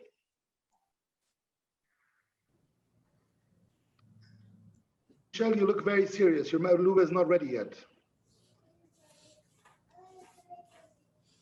Fadi, I have a question. You said until the rice is fluffy and the water is absorbed.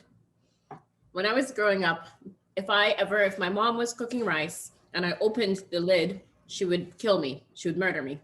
So we were not allowed to open it. So can I open it and check frequently? Is that okay? Not very frequently. You can check a couple of times.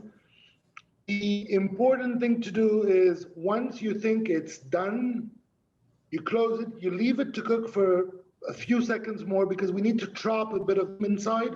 Because once we turn it off, we're going to leave it to rest for another minute for that steam to go on cooking the last touch. But you can open it and check. Yes, it's fine. The only thing you don't do with rice when you're cooking it, once it's cooking, you don't stir it. Right. Because then you're breaking up the rice. But you can even taste it to see if it's done or not.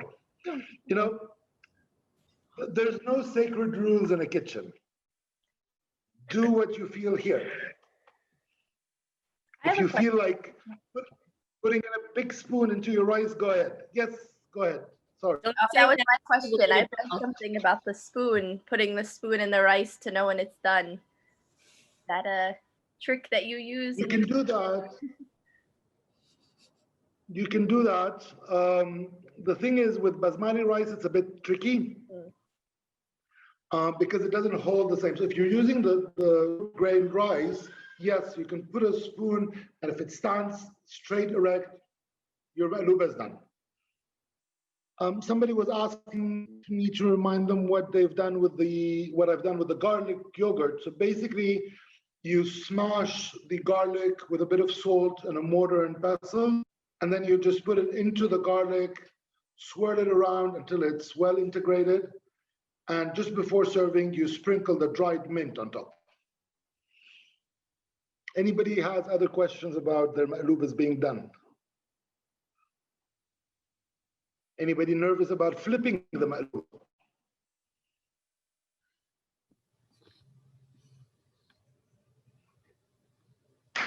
Let's get flipping.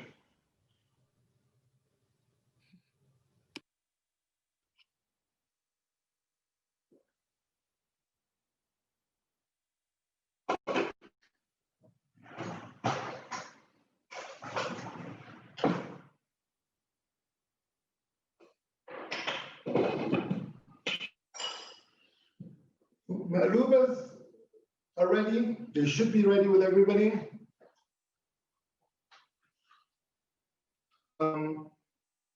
If you're ready, we're ready to flip.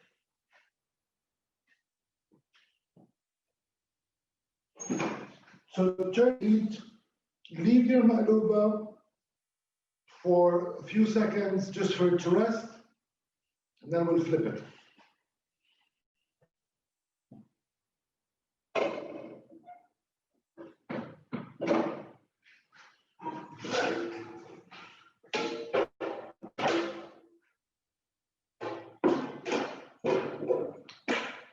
I would love to see the ones who are cooking flipping their makloubas along with me.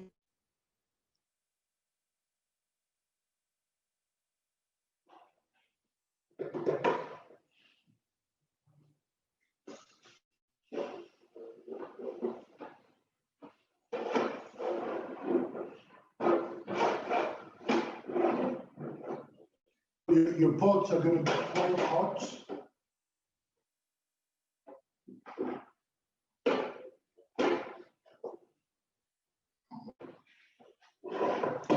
Mine is boiling hot.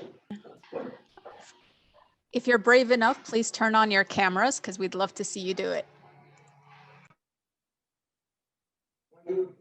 We flipped it. If you think you're going to be unlucky and it's sticking, take your kitchen cloth and do a bit of this. I don't think it'll be sticking, but I'm just making sure. Oh, yeah. Does anybody have a drum roll? People do the donuts because they're not sure it's going to be, well, they're going to do what Steve just did, which is okay.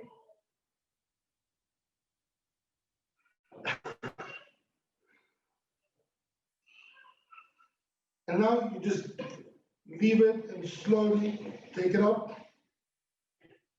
And voila. Your maklouba is done.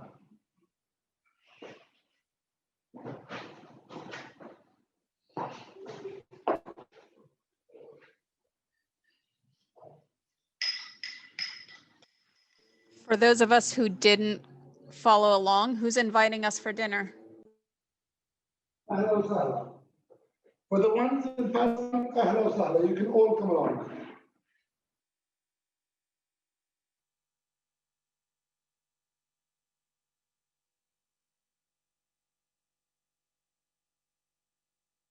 I'm just adding the dried mint on top of the yogurt. And we've added the dressing on the radishes. And the maklouba is ready. Sahteen, I hope you enjoy it.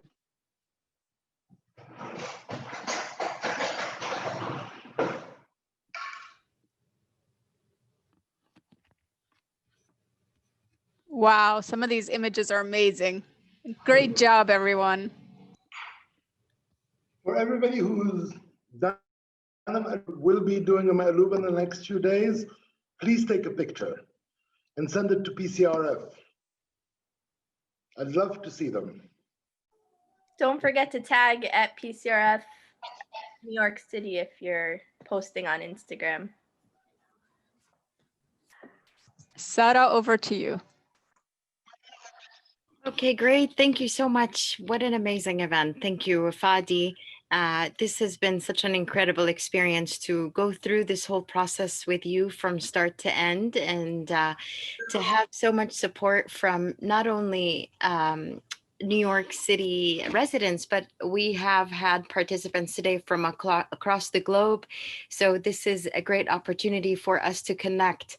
Given the circumstances, of course, this is a great opportunity for us to meet people and kind of gather together, if not in actual over a meal together, but virtually.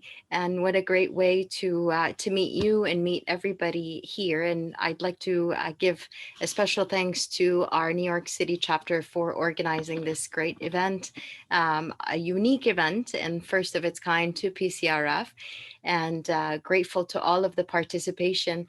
I just wanted to mention to everybody, and we're very grateful to everyone, that the goal of the Jenin project was $6,500, and the team here has managed to meet that goal with so many generous donors and supporters, and also exceed it.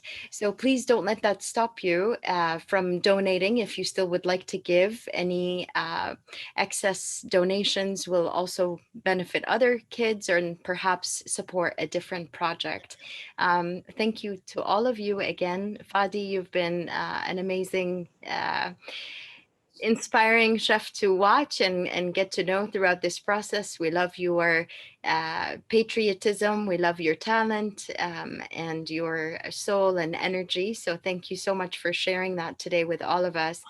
Dr. Walid, I was watching your expressions throughout the event, and I love how into the cooking process you were getting. So thank you for joining us, and thanks again for all the support that you do for PCRF.